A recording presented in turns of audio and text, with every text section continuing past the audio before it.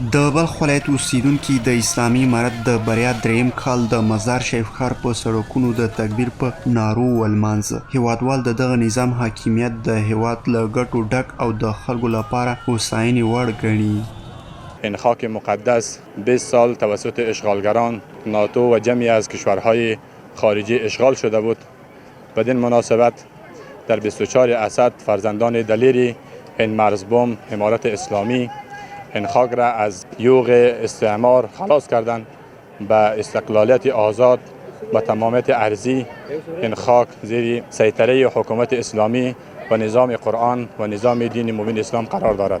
به فضل خداوند آزادی کامل است. همه میتونه به کار و امورات شخصی خود برسه. کدام مشکلاتی از نگاه امنیتی وجود نداره و مردم ما به رفاه و آرامش زندگی میکنن. الحمدلله خیلی امنیت خوب است از هر نگاه و تقریبا 3 سال که امروز که روز 24 است 3 سال پره شد که در 3 سال امنیت سرتاسری در افغانستان وجود داره و مردم ما شما ملت ما شما الحمدلله در امن زندگی میکنن.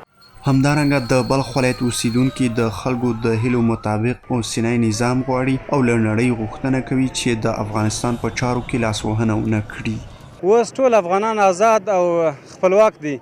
نو په خاصه توګه هغه ځوانان چې په خارج کې پراته وي، هغه ځوانان چې په خارج کې د ډېر یو ضعیف حالت کې قرار لري، هغه ته پیغام دی چې خپل وطن په خپل مټه جوړ کړي. نور د ښکلاک او د غربي تجاوز څخه خلاص یاست الحمدلله. ما از جامعه جهانی میخواهیم که بدر در کارهای ما مداخله نکنن. ما کار ما خود ما مشکلاتایی که اگر ما زبان داشته باشیم خود ما حل میکنیم. شما در ورود در چیز ما شما مداخله نکنید. دنیاوال تم خواست داده چې د انسانیت حقوق په اسلام کې دي. موږ د خپل حقوقو منځغه ته خپل باندې موږ پرې دی او دنیاوال زموږ په امور کې مداخله نه کوي. موږ ان شاء الله د هیڅ چا لپاره خطر نه یو. د زمري میاشتې په 24مه نیټه اسلامي امارت د افغانستان بشپړ حاکمیت په ترلاسه کولو بریالی شو او یرغلګر هیوادونه له دغه هیواد څخه وتلو ته اړ شول.